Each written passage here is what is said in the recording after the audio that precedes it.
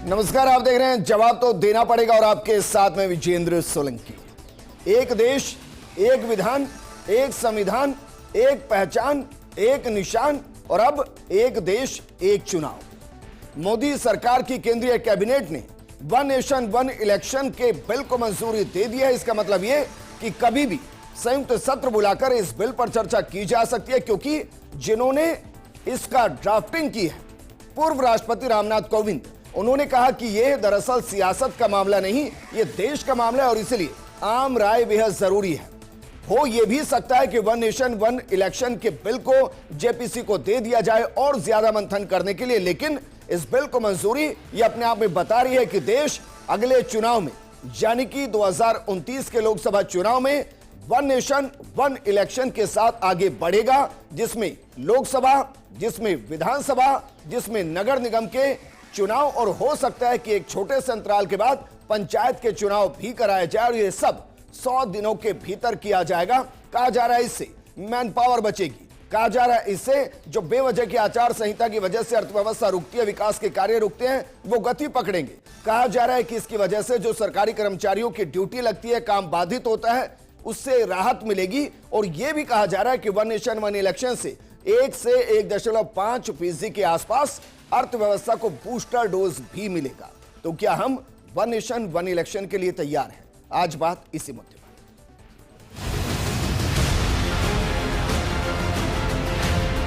तो मुझे नहीं समझ में आ रहा है कि ये वन नेशन वन इलेक्शन क्या जुमला नया लेके आई है।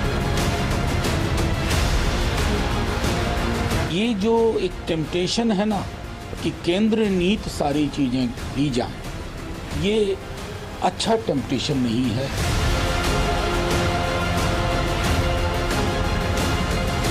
कांग्रेस की तरफ से जो विरोध हो रहा है बड़ा बेमानी विरोध है, क्योंकि कांग्रेस को याद रहना चाहिए कि एक अरसे तक जब नेहरू जी हुआ करते थे प्रधानमंत्री, तो हमारे देश में वन नेशन वन इलेक्शन होता था।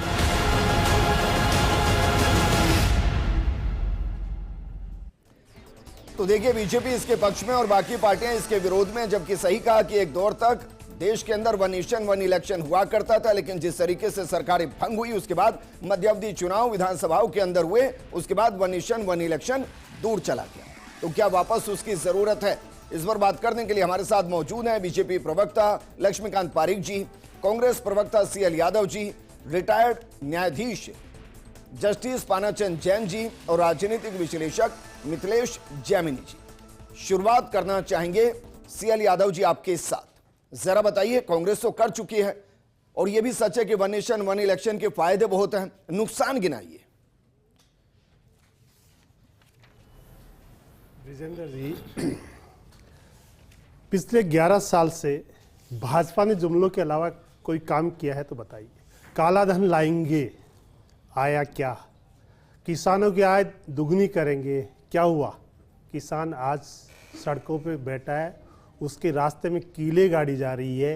प्रधानमंत्री MSP का मैं नहीं बोल पा रहे, प्रधानमंत्री आय दुगनी करने की बात नहीं कर पा रहे, और उनको कभी इनके जो चेले हैं और जो इनकी बी टीम है या जो भी इनके प्रोपेगेंडा मास्टर है, वो कह रहे हैं कि ये खालिस्तानी है, कभी आतंकी कहते हैं, कभी क्या कहते हैं, कभी क्या कहते हैं कि इस देश को 5 ट्रिलियन इकोनॉमी बनाएंगे 2022 तक।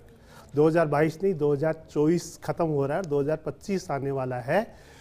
5 ट्रिलियन नहीं, $3.5 ट्रिलियन पे हमारी अर्थव्यवस्था रह गई है। और इस देश को जो 56 लाख करोड़ रुपए का लोन था 2014 में, विजेंद्र जी, उसको 2 लाख करोड़ रुपए का पार करवा दिया। इस देश को कर्ज की राजधानी बना दिया। इस भाजपा ने जुमलों के अलावा भाजपा के पास कुछ भी नहीं है, और हम उम्मीद करते हैं कि वन नेशन वन इलेक्शन फिर से जुमला साबित नहीं हो, और कल को ये भाजपा के नेता ये नहीं कहे कि साहब वो तो एक जुमला था, हमने ऐसे कह दिया। कैबिनेट की मंजूरी हो गई भाई, इनको ध्यान भटकाना है। कैबिनेट की मंजूरी हो गई विजेंद्र जी, बहुत सारी कैबिनेट मंजूरियां हुई है, MSP भी बहुत सारी हुई थी, लैंड एक्विजिशन बहुत सारी हुई थी। इनको ध्यान भटकाना है।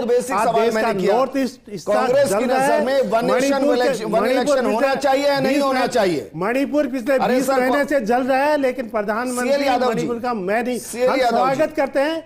यदि प्रधानमंत्री, भाई मुझे लग रहा है कि मैंने जो बड़ा इंट्रो दिया वो शायद कंफ्यूजिंग था, या मेरी आवाज मेरे ही बगल में खड़े हुए CL यादव जी तक पहुंची नहीं। मैं सवाल को रिपीट करता हूं सर, वन नेशन देश की वन आवाज इलेक्शन सरकार तक नहीं अरे सर, पहुंची, वन देश तक की नेशन आवाज वन मीडिया इलेक्शन तक पर नहीं कांग्रेस का पहुंची। स्टैंड दुर्भाग्य क्या ये है? इस देश का पिछले 11 साल वन से। नेशन वन इलेक्शन पर कांग्रेस का स्टैंड क्या है? हम स्वागत करते हैं, लेकिन सरकार कल को ये नहीं कहे कि ये जुमला था। मतलब कांग्रेस साथ है ना, जो कहते हैं पिछले 11 साल से उसके ऊपर लक्ष्मीकांत इनकी बालिक जी नीयत बात ही खत्म हो गई है। ये आत्ममुक्ता में जी रहे हैं पिछले 11 साल से। वन इलेक्शन के बिल को आप जब लेकर जनता आइए सवाल लोकसभा के पूछती है, अंदर, तब तक ये आपसे जाके पहले छुप वोट जाते कांग्रेस हैं। डालेगी। कभी वन नेशन वन इलेक्शन के पीछे छुपते हैं, कभी लक्ष्मीकांत बालिक नोटबंदी जी। के पीछे छुपते हैं, कभी लक्ष्मीकांत के बालिक पीछे जी, छुपते हैं। ये सीएल यादव जी कह रहे हैं कि हम तो सपोर्ट में हैं वन नेशन वन इलेक्शन के, आप बिल लेकर आइए, सबसे पहले वोट कांग्रेस डालेगी। देखिए, सबसे पहले इस देश के यशस्वी प्रधानमंत्री व इसकी कैबिनेट ने जिस प्रकार मोड़ लगाई, साधुवाद देता हूँ कि राष्ट्र के धर्म को रोकने का काम माननीय प्रधानमंत्री जी के माध्यम से आज हुआ है। इस रामनाथ कोविंद जी की अध्यक्षता में जो कमेटी गठित हुई उसको धन्यवाद ज्ञापित करता हूँ। धन्यवाद ज्ञापित करता हूँ पूर्व राष्ट्रपति प्रणब मुखर्जी को भी, जो इस विषय पर चर्चा को नया अभियान दिया। आज माननीय सीएल यादव साहब कह रहे थे, जिस प्रकार सुन रहा था कि हम स्वागत करते हैं, मगर मुझे लगता है कि सीएल यादव साहब ने अपने कांग्रेस के केंद्रीय नेताओं को नहीं सुना। और जो केंद्रीय नेताओं की बाइट्स आपने अभी यहाँ पर दिखाई थी, वे क्या कह रहे थे?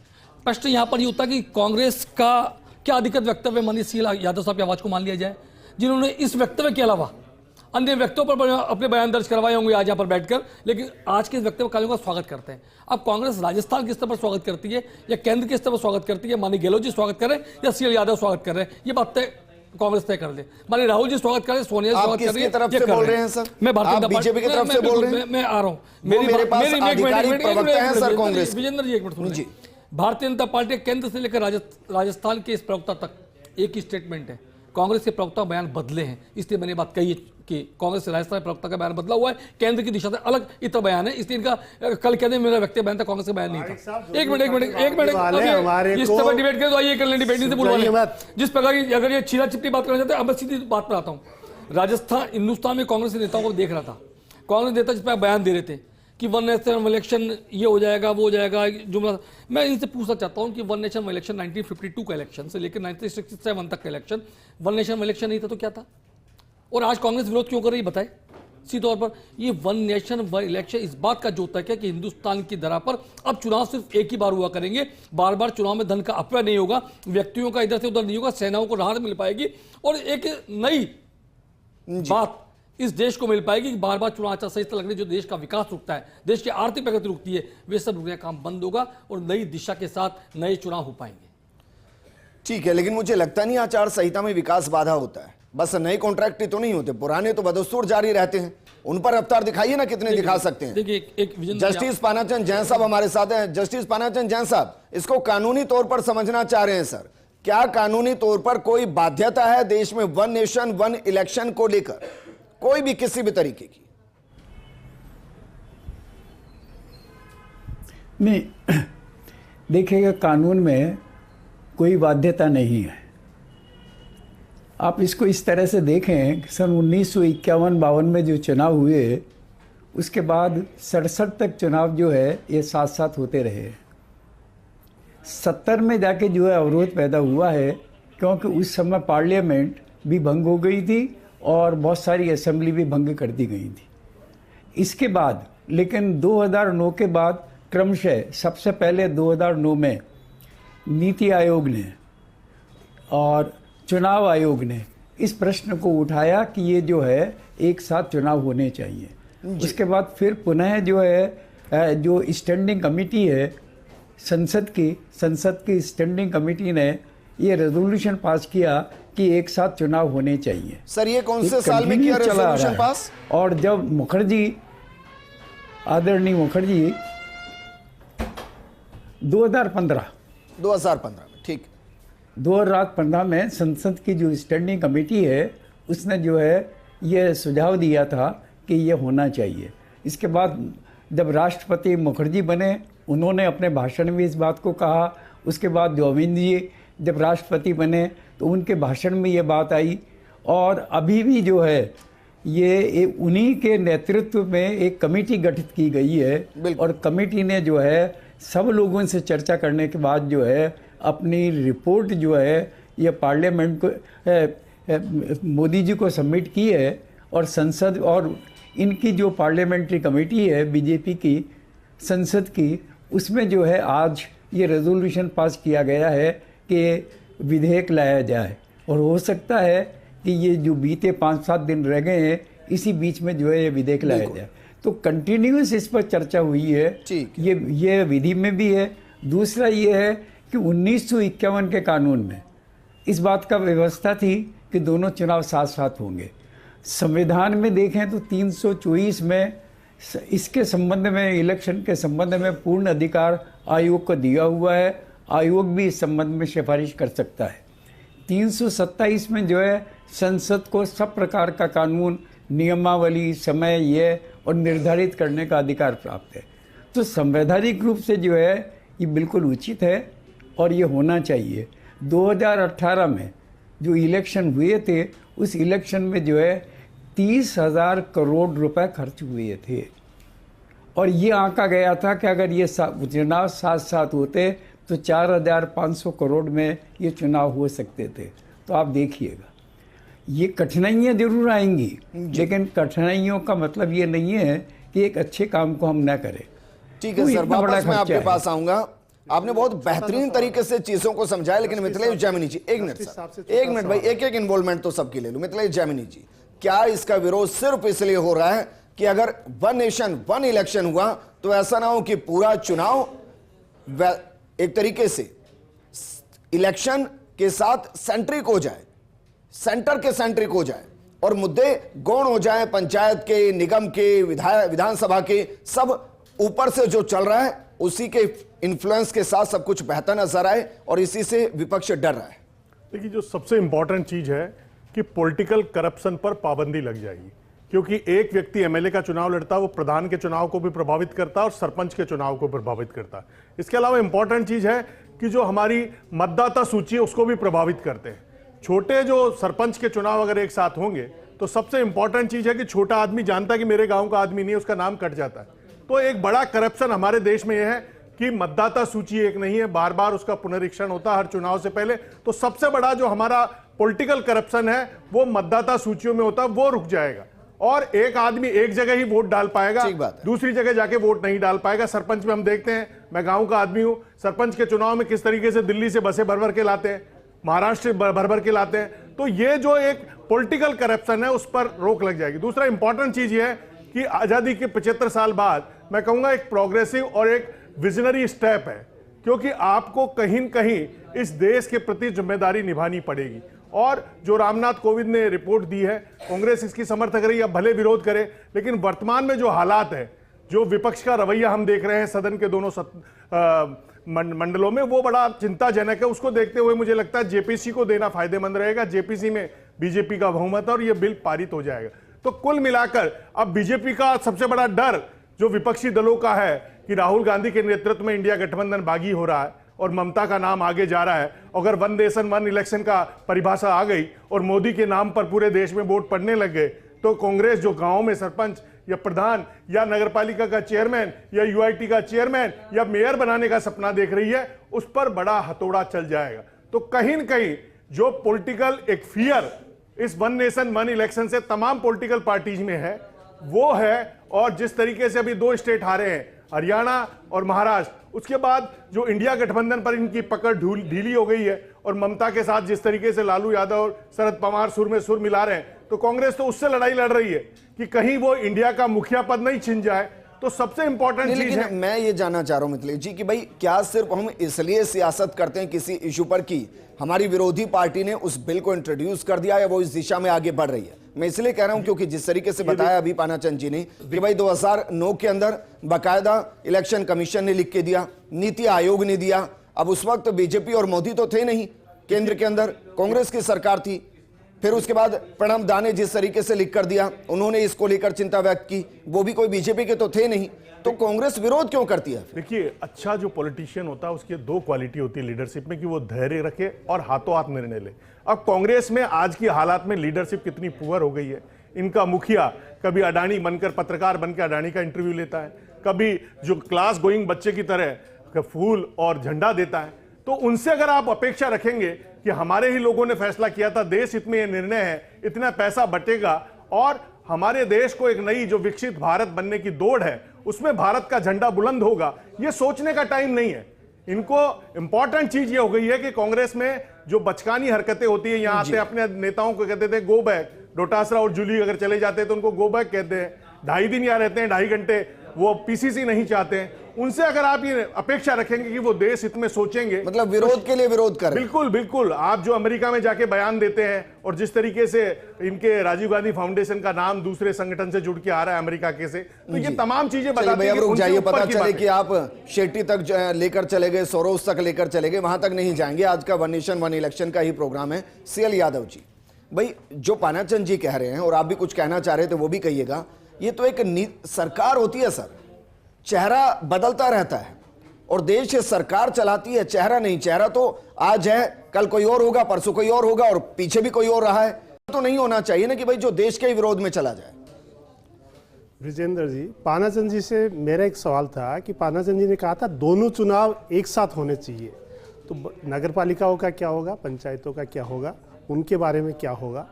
और जो सिस्टम है, जो इनके करप्शन की बात कर रहे हैं, तो जो अभी करप्शन वोटर लिस्ट में अभी जमीनी साहब कह रहे थे कि महाराष्ट्र में क्या हुआ? साहब सवाल उठाए क्या? दिल्ली में क्या खेल खेला जा रहा है? सवाल उठाए क्या? आप गांव से बिलोंग करते हैं, गांव में कभी सवाल उठाए क्या? आपने कभी सवाल उठाया कि साउथ कोरिया में जाकर के देश का प्रधानमंत्री क्या बदतमीजी से भाषाएं बोल रहा है देश के नागरिकों के लिए? कनाडा में जाकर के क्या भाषा यूज कर रहा है? कभी सवाल उठाए आपने? कभी प्रधानमंत्री कहता है कि कौन से देश से है वो, सपेरों का देश था, वो कालबेलिया का देश था, तो मैं जेमिनी साहब से पूछना चाहता हूं कि क्या आपके राहुल गांधी सत्य तो बहुत इतर है, जो देश की प्रधानमंत्री की बात कीजिए, अमेरिका की करता है और हमें करता है राहुल गांधी, देशद्रोही है राहुल गांधी। ये बात प्रधानमंत्री है क्या? राहुल गांधी प्रधानमंत्री है क्या? तुम्हारे पास है क्या मुद्दे? राहुल गांधी को बदनाम करने के अलावा तुम्हारे पास है क्या? राहुल गांधी एक शब्द बोलता है, 50 जनों के बाद जवाब नहीं होता। राहुल गांधी को पिछले 11 साल में राहुल गांधी के अलावा तुम्हारे पास कोई मुद्दा नहीं है। अरे जो प्रधानमंत्री जाकर के प्रधानमंत्री जापान में जाके कहता है मैं आजादी के समय से हिसाब लूंगा, कौन सी हैसियत से बोल रहा प्रधानमंत्री? तुम्हारे मीडिया की औकात है न तुम्हारी औकात है। यादव जी, पहले तो शब्द सही इस्तेमाल कीजिए सर, पूरा मौका दिया जा रहा है। अब मीडिया की औकात कहां से आ गई इसमें? मीडिया की औकात कहां से आ गई इसमें?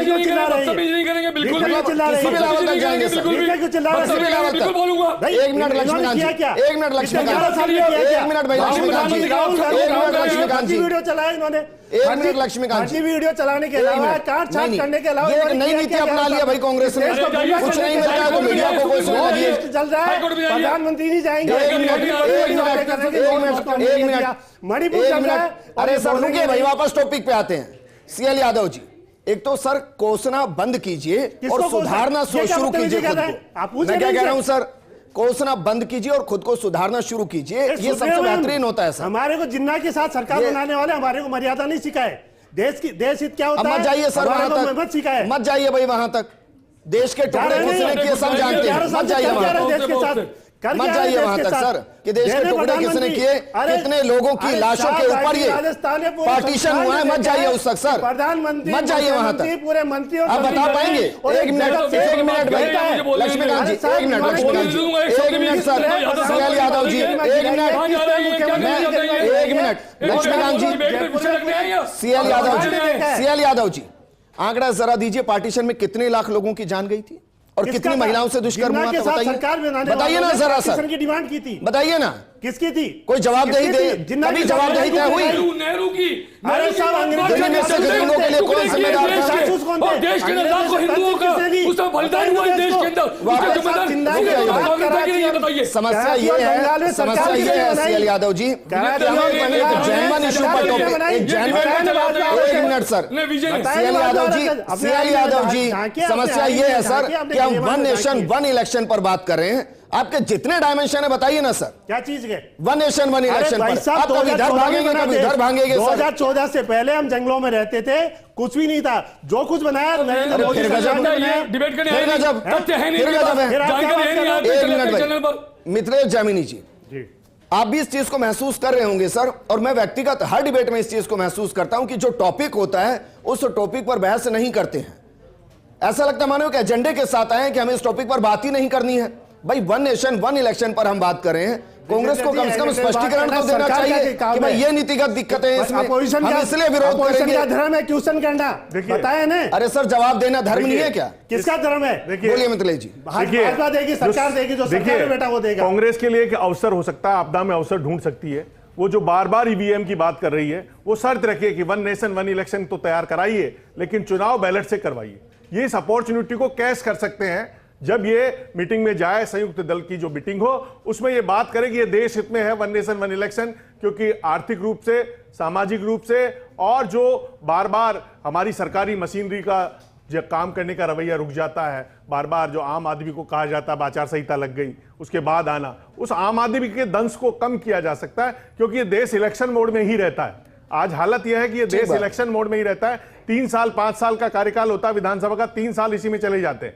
तो कहीं न कहीं ये एक पॉजिटिव और प्रोग्रेसिव स्टेप है, लेकिन कांग्रेस अगर इसका आपदा में अवसर ढूंढती है तो वो ये कर दे। जो बार बार कह रही है ईवीएम में गड़बड़ी है, जो बार बार ये कह रही है कि मतदाता सूची में गड़बड़ी है, फिर सारा ऑनलाइन हो जाएगा, एक आदमी का एक जगह इनाम होगा, इसमें ये भी प्रावधान है उसकी रामनाथ कोविंद की। क्या ये मुमकिन है? और मैं कहूं कि बहुत ज्यादा फर्क नहीं पड़ता कि कौन क्या सोचता है कि देश वन नेशन वन इलेक्शन की तरफ जा रहा है, तो ये भी मुमकिन है। धारा 370 अगर खत्म हो सकती है, 35 खत्म हो सकता है, तो मोदी के नेतृत्व में ये भी संभव है कि वन नेशन वन इलेक्शन हो सकता है। इसलिए इस पर ज्यादा गंभीर होने की जरूरत है नहीं। पानाचंद जैन सर, देश की जरूरत है सर या सियासी जरूरत है? आपको क्या लग रहा है? नहीं, देश को जरूरत है। आज देश में कितना विकास का काम रुकता है। गत इलेक्शन हमने देखे, 4 साल तक हम देखते आ रहे हैं, किसी न किसी महीने में कहीं न कहीं इलेक्शन है, सब जगह का काम रुक जाता है, सारा विकास का काम नहीं होने पाता है। किसी भी राज्य में विकास का काम जो है इन दिनों नहीं हुआ। केवल मात्र इलेक्शन और जनरली जो है, जो भी चीफ लोग हैं, चीफ मिनिस्टर है, दूसरे लोग हैं, ये सब इलेक्शन में घूमते हैं, सरकार का काम भी नहीं होता है। तो इससे तो बहुत ज़्यादा नुकसान है। और जैसा मैंने निवेदन किया, 2018 में 30,000 करोड़ रुपए इलेक्शन में खर्च हुए थे, और ये आंका गया था कि यदि चुनाव साथ होते तो 2,500 में होते। एक बार जरूर इलेक्शन में खर्च होगा। ठीक है, जो भी है, मुझे लग रहा है 2024 के अंदर शायद 1,20,000 करोड़ से ऊपर, 1,20,000 से ऊपर इन्वेस्ट हुआ था या कहीं के खर्च हुआ था, और वो बहुत कम हो सकता था अगर वन नेशन वन इलेक्शन होता तो लक्ष्मीकांत जी, सवाल यही है, बहुत ज्यादा फर्क क्या बीजेपी को कभी पड़ा है कि कौन क्या सोच रहा है?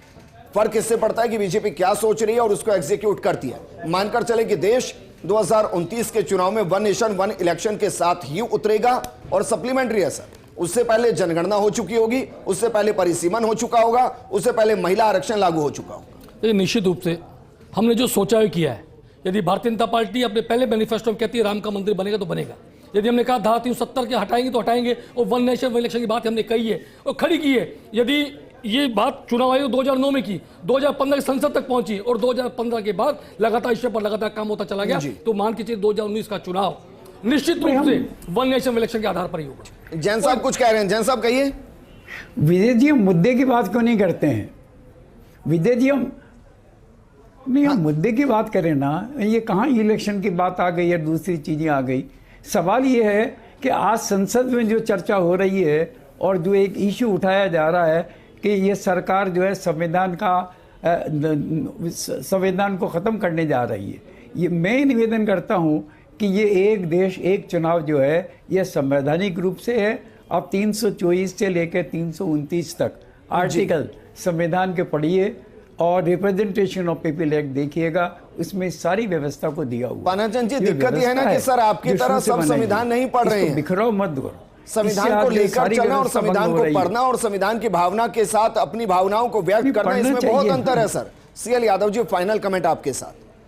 विजेंद्र जी, जो सरकार जनगणना नहीं करवा पा रही, 324 तो ये कहता है कि हमारा चुनाव आयोग को ये अधिकार प्राप्त है कि वो खुद कानून बना सकता है। ठीक विजेंद्र जी, जो सरकार जनगणना नहीं करवा पा रही, पहली बार भाजपा के पास मौका था इस देश की जनगणना करवाने का, वो फॉलो कर लिया गया है, तो फिर क्या बात है? पहली बार देश में देखा जा रहा है, जो वन नेशन वन इलेक्शन की बात कर रहा है, एक उपचुनाव को एक साथ नहीं करवा पा रही वो भाजपा जुमले लेके आए वन नेशन वन इलेक्शन। मैं कंफ्यूज वो भाजपा सरकार वो भाजपा इलेक्शन बीजेपी नहीं कराती है, इलेक्शन चुनाव आयोग कराता है। इस त्रुटि को सही कीजिए सर। अरे साहब, शुक्रिया हमारे साथ जुड़ने के लिए। लक्ष्मीकांत जी आपका भी शुक्रिया, सीएल यादव जी, जस्टिस पानाजन जी और मिथिलेश जामिनी जी आपका भी शुक्रिया चर्चा में शामिल होने के लिए। ये एक नया शगुफा नहीं है, दरअसल ये आगे का भविष्य की रणनीति है, क्योंकि कैबिनेट मंजूरी मिल चुकी है और वन नेशन वन इलेक्शन होगा, इसमें कोई दो राय नहीं है। लेकिन क्या 29 में होगा? सवाल सिर्फ इतना है और हम मानकर चल रहे हैं कि हां 29 में वन नेशन वन इलेक्शन के साथ ही देश आगे बढ़ेगा। नमस्कार।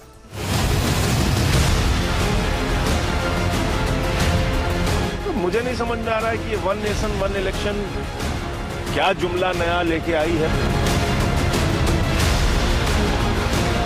ये जो एक टेम्पटेशन है ना कि केंद्र नीति सारी चीजें ली जाएं, ये अच्छा टेम्पटेशन नहीं है।